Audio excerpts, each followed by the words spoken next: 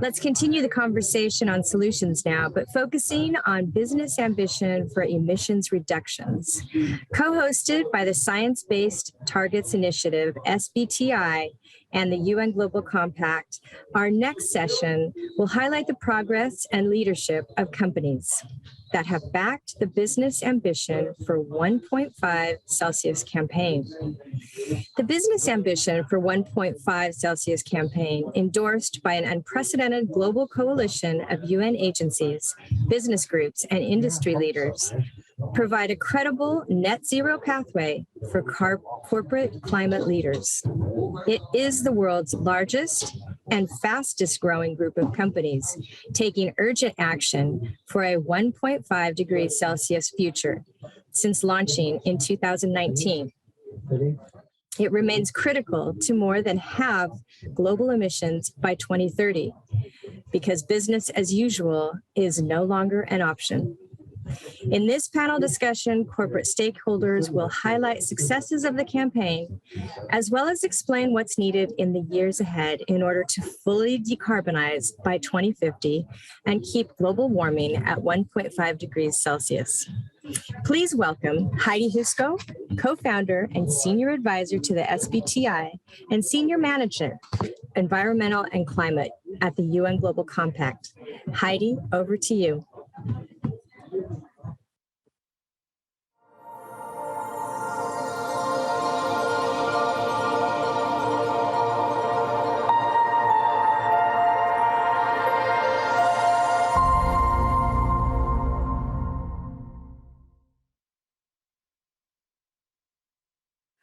Thank you, Diane, for the introduction, and welcome everyone to the session From Ambition to Action.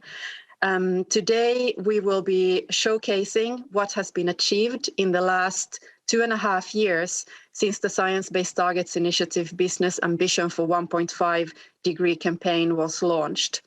More and more companies, as well as countries, are talking the talk when it comes to climate action.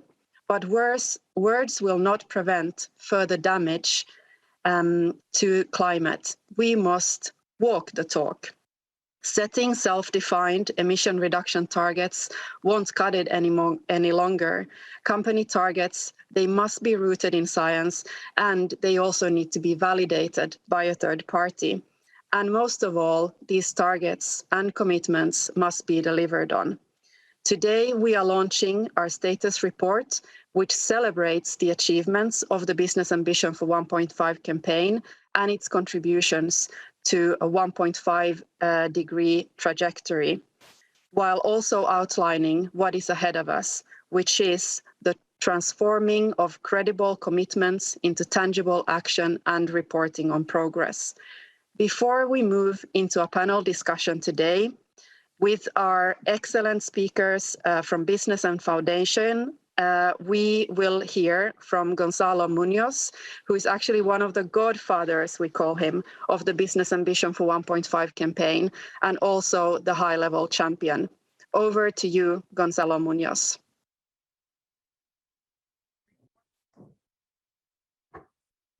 Climate breakdown is no longer a distant threat. It is already affecting lives and livelihoods every year, and especially among the most vulnerable in the global south, those that are less responsible for creating the climate crisis. And we know today that it is absolutely critical to more than halve global emissions by 2030. And we also know that business as usual is definitely no longer an option.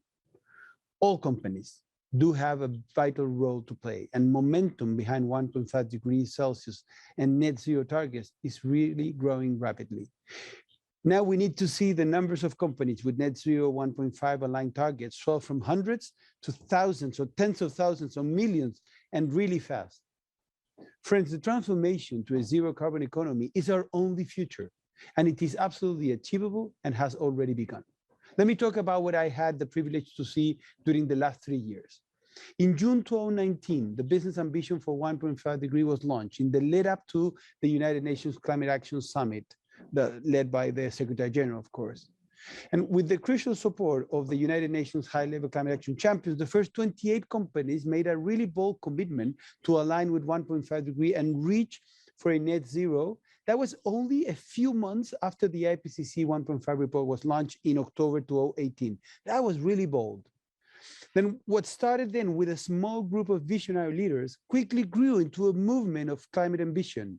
So by COP25 in Madrid in late 2019, the Climate Ambition Alliance, that was launched by the Chilean presidency, was pushing for ambition and action and supported by 177 companies aligning with 1.5 and net zero through science-based target setting, aligned, of course, by the business ambition for 1.5. Science-based targets are for companies that nationally determined contributions are for countries. So science-based targets are for companies where national determined contributions are for countries. They show how much and how quickly companies must reduce emissions to be in line with keeping warming to 1.5 degrees, and they do it aligned with SBTi, so we had positioning the science in the center. Throughout 2020, many business leaders stood up in the challenge to tackle the twin crisis of the COVID-19 pandemic and, of course, the climate change. And the numbers of players joining the race to zero that was launched in the environment was incredible. The race we must win continued to rise, representing now more than 5,000 companies from all around the world, not only the majority of the big multinationals of every sector, but also SMEs from all around the world, including a lot of them from the global south. Business Ambition for 1.5 has been a tremendous success in incentivizing a race to the top, signaling the emergence of a new normal in the way businesses are developing their strategies for the future. That is by aligning their decarbonization plans with climate science and the 1.5 goal in a robust and credible way. Of course, there is still much to be done. We need to see the numbers of companies with net zero 1.5 aligned targets swell from hundreds to tens of thousands and fast.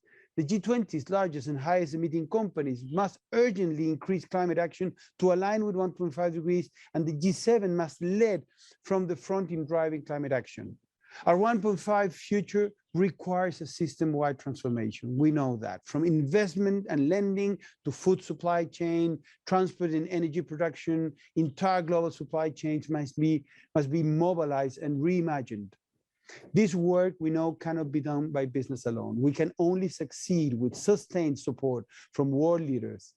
COP26, therefore, is an unmissable opportunity for governments to secure a net zero future for humanity. And we are seeing now how much of the private sector and other non-state actors are aligning and ready to support and ready to accelerate the transition. Governments, we know, must urgently raise the ambition of NDCs in line with 1.5 degrees. They must take confidence from the groundswell of actions among businesses. We have no more time to lose. This is a moment for leadership and radical collaboration. Thank you very much.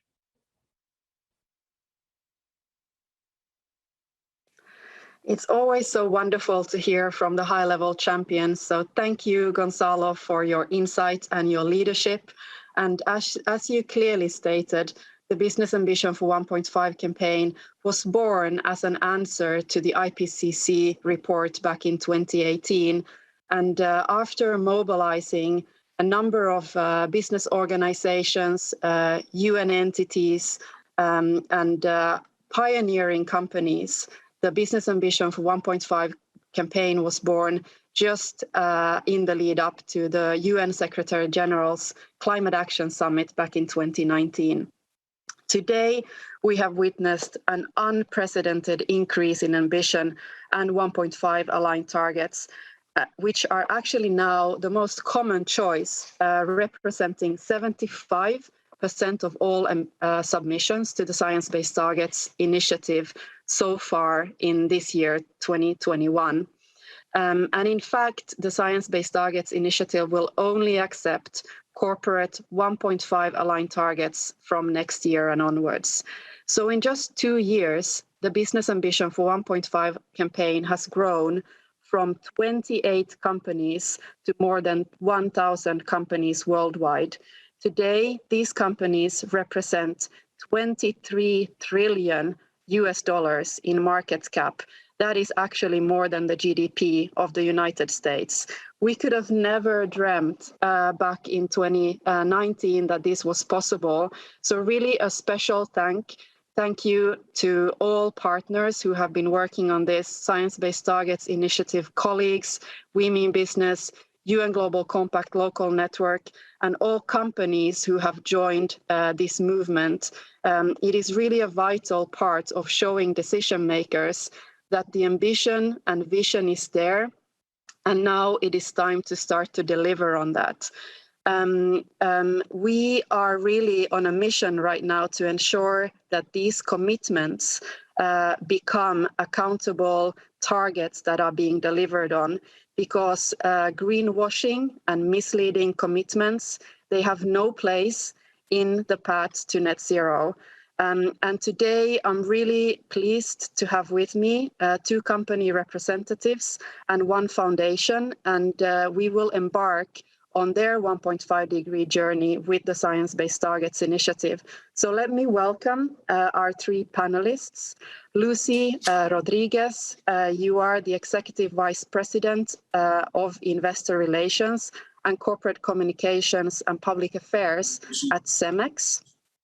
Klaus Stig Pedersen, Chief Sustainability Officer at Novozymes. Welcome, and we have you from the airport in Glasgow, so it's great to have that feeling of being on the go. Thank you so much for joining. And we have Till Cutter, Senior Advisor for European and International Policy, Skiftun 2 degrees, 2 grad. So welcome everyone to this discussion, and as a way of introducing us, I thought that you could give us the elevator pitch of your 1.5-degree journey. What prompted your company or your organization to amplify the campaign? Lucy, you can start. Thank you very much, Heidi. At CEMEX, we've recognized the carbon challenge for many years, but with the onset of the pandemic, we really came to grips with the urgency of climate action, and that this decade is a critical period that demands a massive global coordinated response.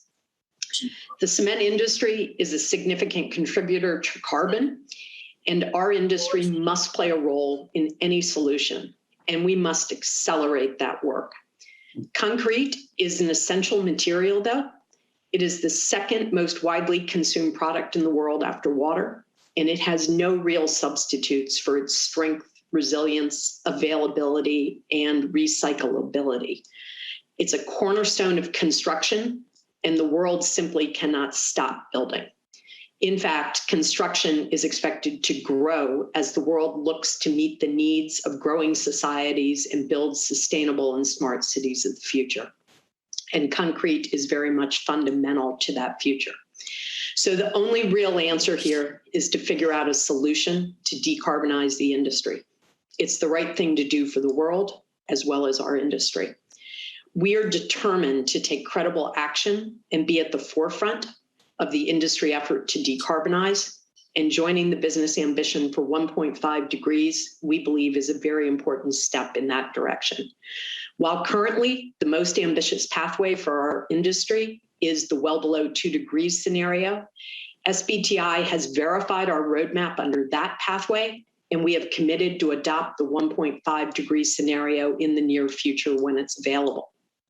And we are, in fact, working in the development group with SBTi to come up with that pathway. Part of this decarbonization journey for us is already known, and a part we're learning along the way. And there is, of course, a part that is unknown. It's the speed of the learning over the last couple of years that gives us the confidence that we can reach our pathway and stretch our climate action goals. Thank you. Great. So over to you, Klaus, with your elevator pitch. Sure. Thank you, Heidi. Yeah, so first of all, it was simply the right thing to do for us. I mean, we saw that as a responsibility for a corporate citizen like Novozymes. We have a climate emergency. We must all do our part to reduce the CO2 emissions, and we just owe it to the current and the future generations. So that was a strong driver of our motivation to join early. But we also saw that it was a super perfect fit to our company purpose, because Novozymes is a biotech company, and we deliver from the core of our business a lot of CO2 emission reductions to our customers. So we could see that that this was just so perfect for our purpose. It was a perfect fit to our commitment to accelerate action towards a climate neutral society. And we can only drive innovation with our customers. We can only go into the market and push for CO2 emission reductions if we have very high standards for our own operations and supply chain. So that was why it was such a good fit.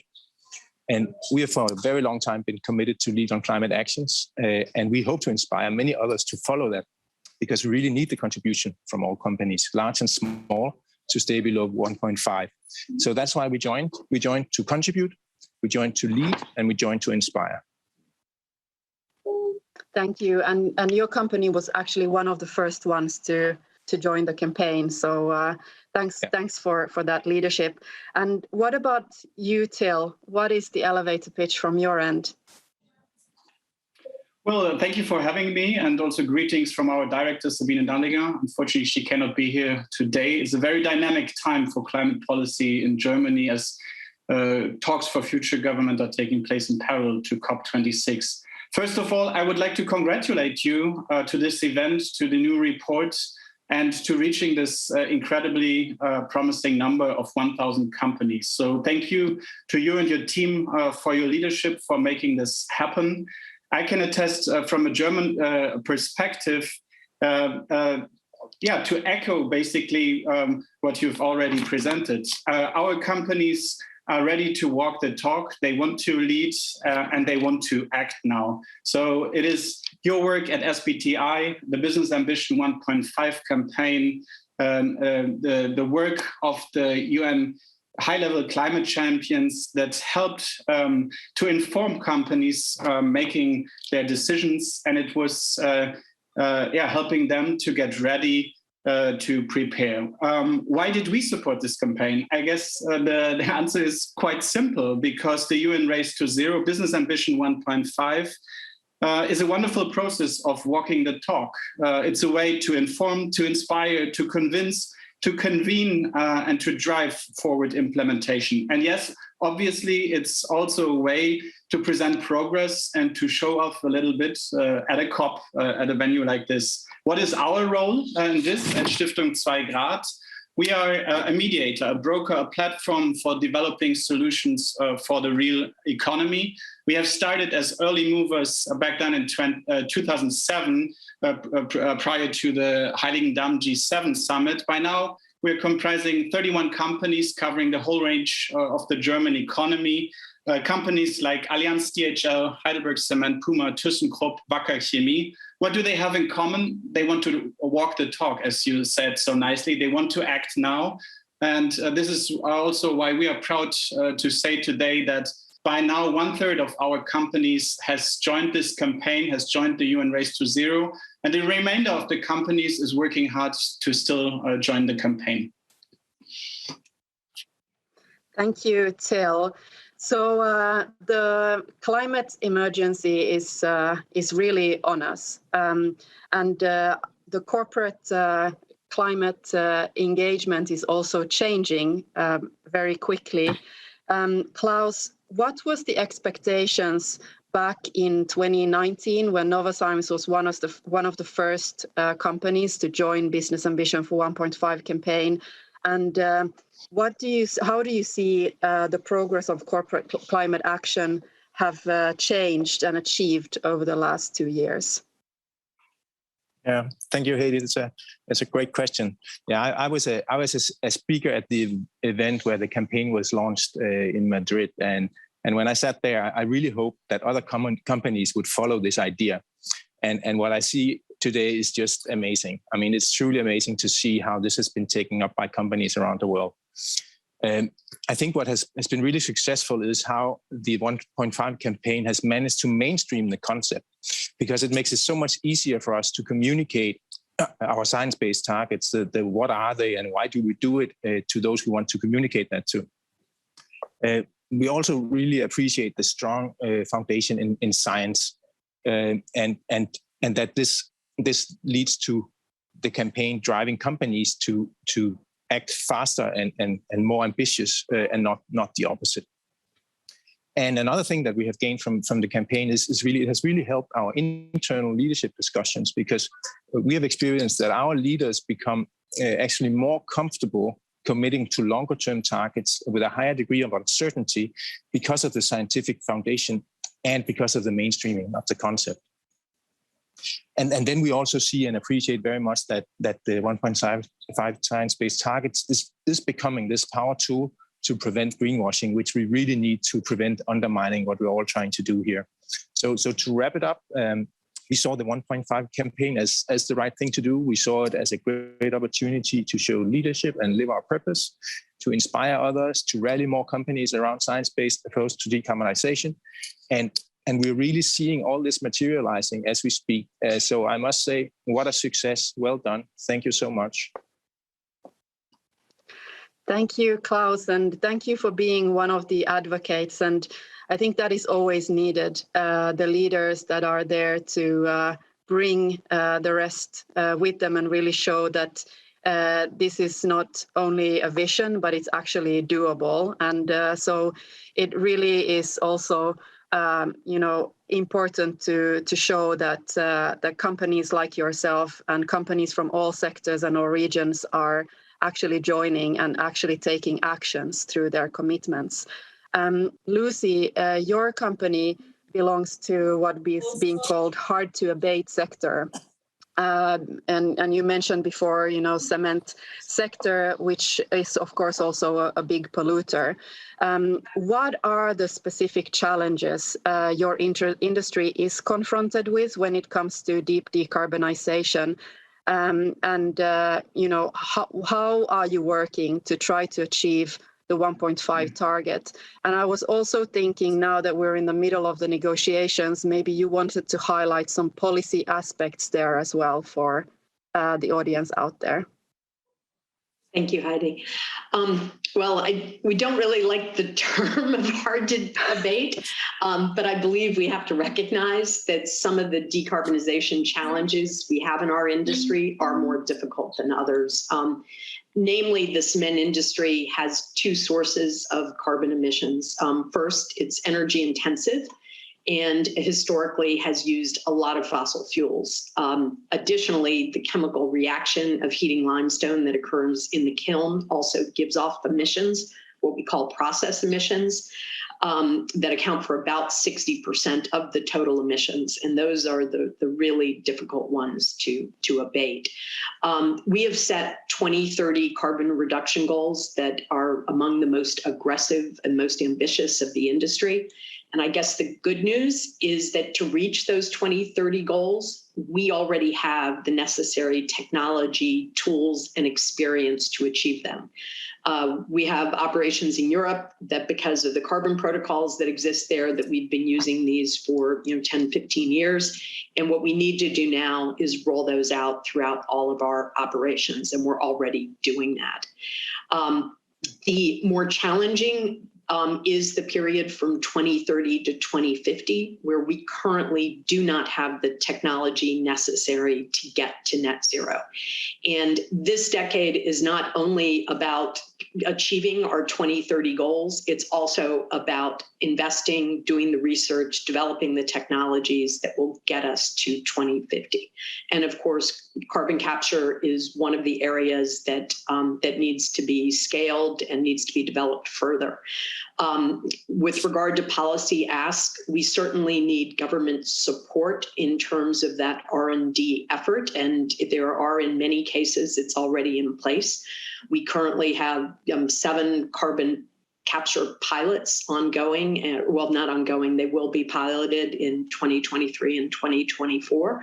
And we have government support from the EU as well as the Department of Energy in the US, but we do need more to be done there to drive decarbonization technology. Additionally, we believe that having some type of market-based carbon pricing throughout the world is an important driver of behavior. And that also would be an important policy ask that unfortunately requires very much a global effort. It's not enough just to have it in one region. So that is important too. And, we think that, and already you all and SBTI, help in this tremendously, but having standards of, how we talk to each other about decarbonization and making sure everybody's using the same metrics for disclosure is absolutely critical. The cement industry, it's interesting to note, was actually the very first industry to come up with a standard way back in the late 1990s of calculating carbon emissions. There are industries today that still don't have those. So, so I think the industry is focused, but we certainly do have some asks from government. So. Thank you, Lucy. And we've touched on some of the difficult topics and including the ambition in the Science-Based Targets Initiative and the criteria where we don't allow offsetting of the targets, but it is actually about deep carbonization that both of your companies have taken the journey on. So there are, of course, a lot of pieces that need to fit the whole puzzle in the end. And thank you for sharing those. Till, you mentioned that you've been working with a number of also kind of big polluting companies as well in Germany. And how would you say that foundations like yours can help create momentum and drive heavy industries in a country like Germany to join the movement of more ambitious science-based corporate action? Well, a great question. Thank you for that. If you allow, I'll add to the policy side, probably also a brief remark. I think in our view, the most important thing we need to see this week is a strong and solid decision from this COP, making sure that we have this solid rule book of the Paris Agreement we've all been striving for, as well as solid decisions on Article 6 to avoid any sort of double counting will be key. With regards to our role, yes, we are proud to say, as I did, 1/3 of our companies have joined this campaign, have joined the Race to Zero. How is that? Why is that? As I said, these companies want to take the lead. They know that who moves now first will be rewarded by the global financial sectors. They want to take action. How do we support them on this? Let me explain that briefly by an example. I think what we see is a very high-paced, dynamic environment. Never before we've seen so much dynamic on climate action in Germany, at least. 2 examples. We had a ruling by the Constitutional Court mid-year asking the current government to respect the objectives of the Paris Agreement to stay at 1.5 pathway. And just in a couple of weeks from then, the current government adjusted basically existing climate laws and asking companies to follow. So it's very dynamic environment, and companies need to move swiftly and position themselves. Second, I think what we see is that most companies are members of well-established business and trade organizations. These organizations do great work, especially when it comes to sector-specific solutions. And yet also these organizations, by their very nature, are a little bit slower probably than other stakeholders. So what we need, what we see is also an appetite of companies to move faster. And this is where we come in.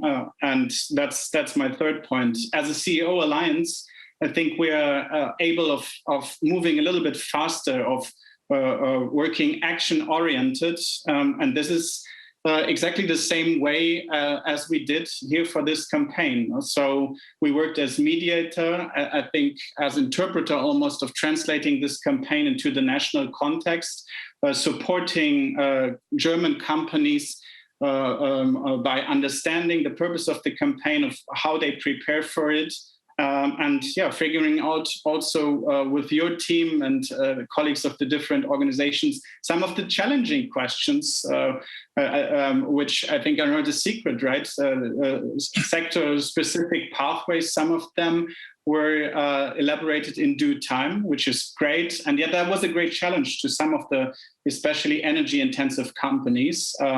They have overcome those, I think, building on previous trust building and existing work that we also do with energy intensive companies, work on industry transition.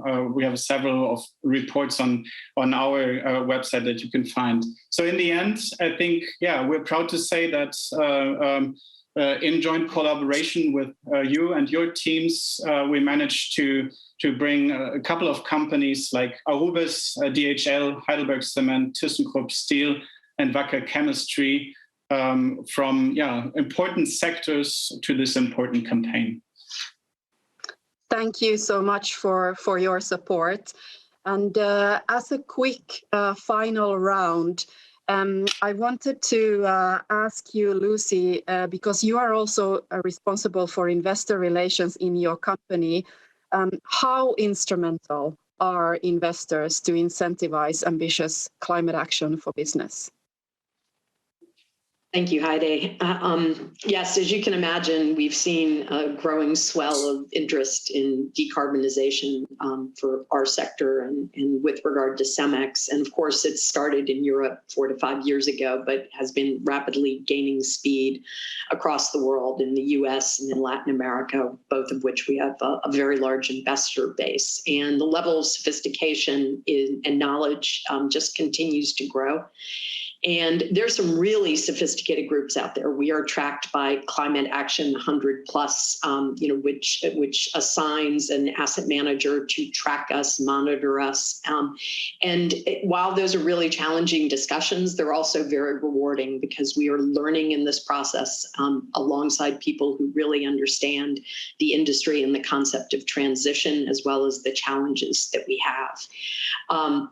And to your point, we believe that this is a very important tool with regard to pushing companies to do the right thing. And, we are seeing more and more investors using their capital clout to affect change. And that is a very positive thing. We look at it more as a learning journey with our investors, but of course, every company has a different approach. And we do firmly believe, particularly in a capital-intensive industry like ours, that being able to secure financing and capital at affordable cost, it will be a competitive advantage in the industry. So it's a very important tool and one that should be used. So thank you. Thanks so much, Lucy. And building on that and building on to delivering on these commitments, because you mentioned before that we don't want to be part of the greenwashing that is out there. Could you explain to the audience on what your plans are to disclose the progress of the work that you are doing on your 1.5 target? Yeah, absolutely. We set a number of targets and we monitor them and we follow up on them and we disclose them in our annual report and in our CDP response. And we have actually been disclosing on sustainability and CO2 and other factors since 2002, where we became the first company in the world to report on the triple bottom line. So we will continue to do that and we will continue to drive for better and better disclosure to inspire others. We want to lead on this and we want to rally many more companies around this. And business does a lot and we will continue to do a lot. But to really fully unlock the potential of business to deliver to the needs of the world, we really need to find ways to turn corporate climate actions into a competitive sport. And here we really need a little bit of help from the politicians. And we hope that they will make progress in that direction now, because we have to see an end on the fossil fuel subsidies. We have to see stronger NDCs that align to the 1.5 degree pathway. And we need to see that climate-related disclosure is made mandatory to drive for transparency in this competition that I'm referring to. And then, of course, we would very much like to see an ambitious price on carbon that can really make a difference in the marketplace. So hopefully we'll get steps towards some of that this week. We really need it. We need to have this competition for climate change action. Thank you, Klaus, for those final words there. I think that that the rest of the panelists, I saw you agreeing with nodding your head. So I think that's a great segue now to the closing also of this session. I think what you have really highlighted here is the trust element that we as corporate initiatives, and also you as companies need to help build into the wider audience. We need to set these measurable, transparent, verifiable targets, and we also need to deliver on them. And we need to be very transparent into showcasing where we are in that journey, including on the transitions plans that we are taking in each of the companies. So from the Science Based Targets Initiative, we will be working more on that also in the coming year. Actually, the UN Secretary General has today said that the Science Based Targets Initiative Net Zero Standard is a very welcome tool for companies to help ensure consistency with regards to the greenwashing of the net zero commitments that are out there. And we do share the concerns of the UN Secretary General because there is a deficit of credibility and a surplus of confusion over emission reduction and net zero targets. Because different meanings, different metrics are used across stakeholders.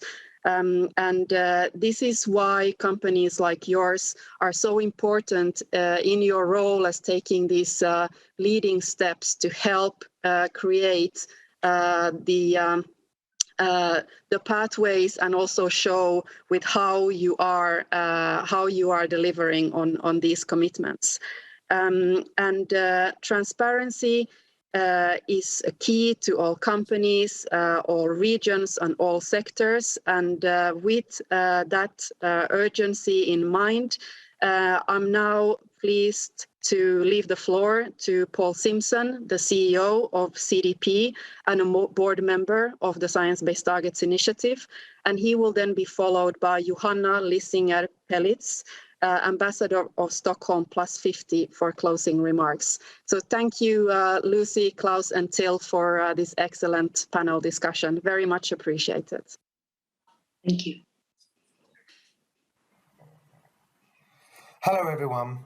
Since the Paris Agreement in 2015, we have seen great progress with science-based targets. Today, more than 2,000 companies have committed to set a science-based target, and more than 1,000 of those have had their targets approved by SBTi. In 2018, the norm for those targets was a 2-degree pathway of warming. And with the release of the IPCC report on 1.5, which clearly set out a new guardrail for safety that we must keep warming to 1.5. SBTi then launched Business Ambition for 1.5 in 2019. And what started out with just 28 companies then has now, today in 2021, become over 1,000 companies all committed to reduce their emissions in line with a 1.5-degree pathway. So we have made great progress, but there is more to do. 1.5-degree targets are the new normal and the only acceptable goals and targets, and everybody needs to set one. We must remember that to achieve 1.5, we must halve emissions by 2030, and that means reducing emissions by an average of 7% per annum.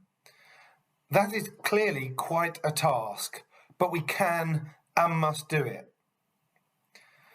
SBTi provides the verification of targets, providing a credible assessment of whether they are good enough to meet the science, and now has set 1.5 as the ambition.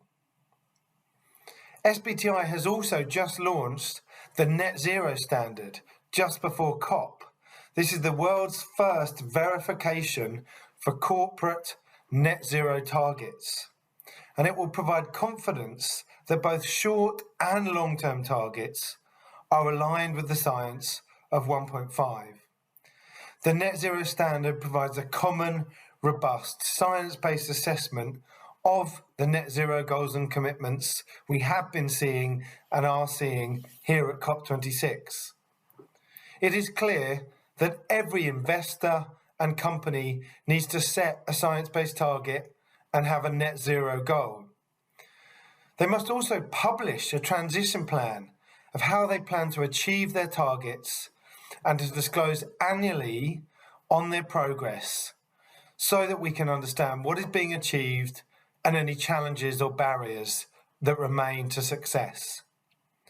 We are seeing very strong momentum with science-based targets and net zero commitments. But now we must scale those around the globe and most importantly see that they are implemented successfully. Thank you.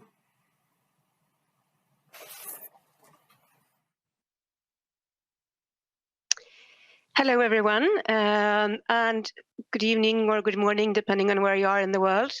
I was asked to conclude this session and give a few closing remarks from what we heard and to respond to the question, what are the next steps? And if I would do that in basically 3 or 4 words, I would say moving from ambition to accountability for action for our sake of credibility. I think it's amazing the energy that has been shown at this session here in Glasgow. I participated in many COPs, and I think the kind of positive atmosphere, the commitments, the ambition that we have heard in the corridors and on the stages are unique. But we need to keep that momentum, and we need to show that we are credible about what we are committing. Science-based targets is very much at the key. As Gonzalo talked about in his opening remark, science is very much in the center. As for governments on their NDCs, the transparency part is key to be able to show that we are serious with our delivery, and the same for science-based target.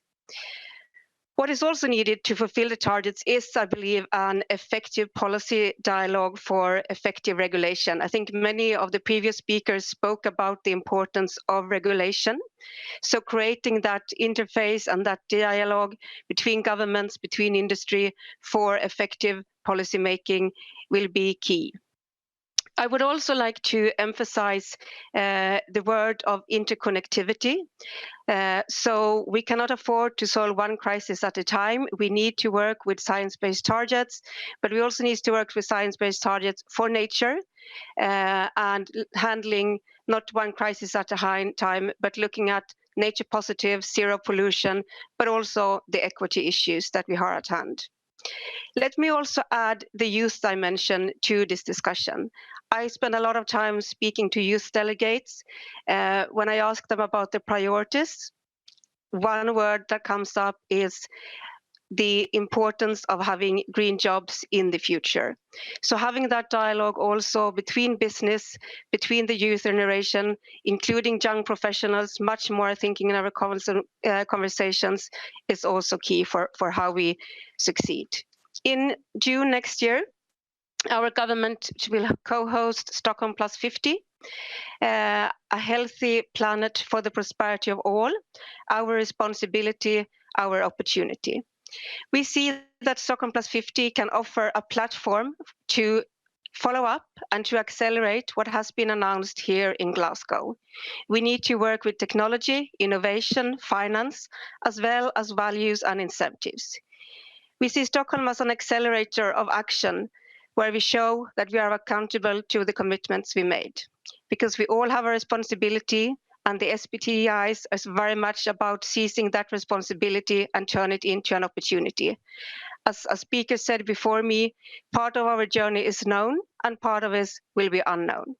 So I will end there, and thank you all very much for today's session. Thank you. Thank you so much to Heidi, Gonzalo, MUNOZ Paul Simpson and Johan Lissingerpeltz for your leadership.